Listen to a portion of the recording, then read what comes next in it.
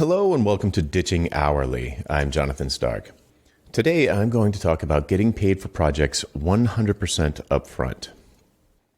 Folks who have downloaded my proposal template are often surprised by one of the points in the payment terms, which is that I ask for 100% upfront payment for projects. People often ask me why I do that or how often I, air quotes, get away with it, and what to do when clients push back. So I'm going to answer those questions today. Before I do that, there's one thing that you really need to know that is pretty important in this regard, and that is that I never, ever lower my prices once I've submitted a proposal. I will not do it. I might write a new proposal for them, but I will never lower the prices. So since I refuse to budge on price, I need to give myself some room to negotiate in other areas, and that's where the payment terms come in.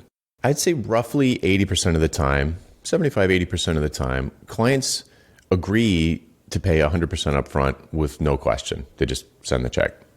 In the 20 or 25% of cases where the client doesn't agree, their reply is usually one of the following. Either, "Are you crazy?" or "How about 50% now and 50% on completion?" So the first one is basically sticker shock, and the second one is 50-50 terms. So let me talk about both of those. In the sticker shock scenario, my prices were just way too high, and the prospect's suffering from sticker shock. It's almost impossible to revive the deal at that point. So I usually just thank them for their time and I move on. Maybe in some rare cases where I want to keep the client, I have a backup approach that can sometimes revive the deal, but that's something I'll talk about in another episode. Much more commonly, I'll get the 50-50 terms request. So they'll say, how about 50% now, 50% on completion? And what that means is that my prices are in the ballpark, but I haven't built up quite enough trust with the client, or I haven't differentiated myself enough, or I haven't articulated the value to them enough, or I haven't quite calculated it correctly. So they're just a little bit not sure, and they want to hedge their bets. They feel like they're hedging their bets with the 50-50 terms. So that's what they'll say. How about we do 50% up front, 50% when it's done, or some other percentage, some milestone-based thing or whatever. When we talk about this, I'm polite. I say, we can discuss it, but I don't think it's in your best interest because we aren't going to know exactly when the project is done. There'll be a day when it ships, but it won't be done on that day. There'll still be things to do. If we tie the final payment to the delivery date, it'll put pressure on you to sign off too soon. If some bug crops up in some weird corner case like a quarterly report or something after you sign off, I'd rather just fix it for free under the terms of this agreement versus what most other consultants do, which are like, they'll say, sorry, you signed off. I can fix it, but it's going to cost you. They sort of nickel and dime you after delivery. So to remove the sign-off issue, I suggest that I suggest 50-50. That's fine. 50-50 is fine. But how about instead of tying the second payment to some arbitrary delivery date, we say 50% upfront and 50% in 30 days or 45 days or 60 days, whatever you think, based on the size of the project. If it's a 2-year-long project, then probably 60 days even is a little bit too soon.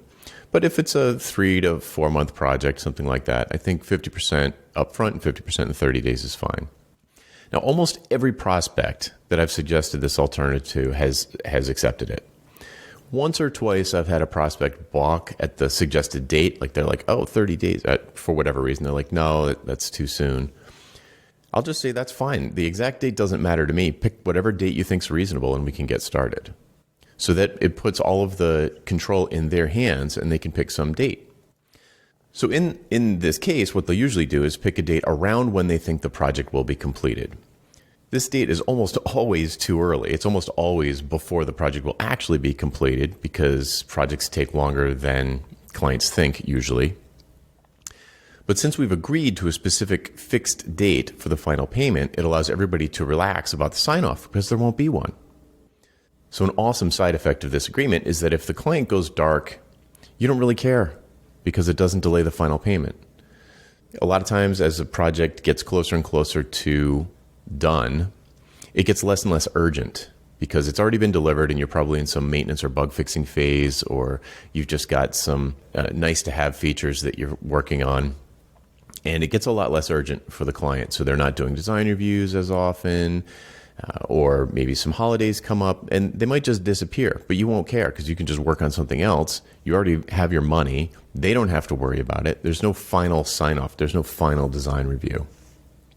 So they can take all the time in the world to respond for requests for feedback or provide copy changes or whatever else they need to do for you. It doesn't matter to you because you still get paid in full on a known schedule, and you can do other work while you wait for them to get back to you. So it's no pressure for you and no pressure for them. All right, that's it for today. I'm Jonathan Stark, and this is Ditching Hourly. See you next time. If you would like to download my 5-page proposal template that has my 100% upfront terms in it, you can get it at expensiveproblem.com/5. That's the number 5. Again, that URL is expensiveproblem.com/5.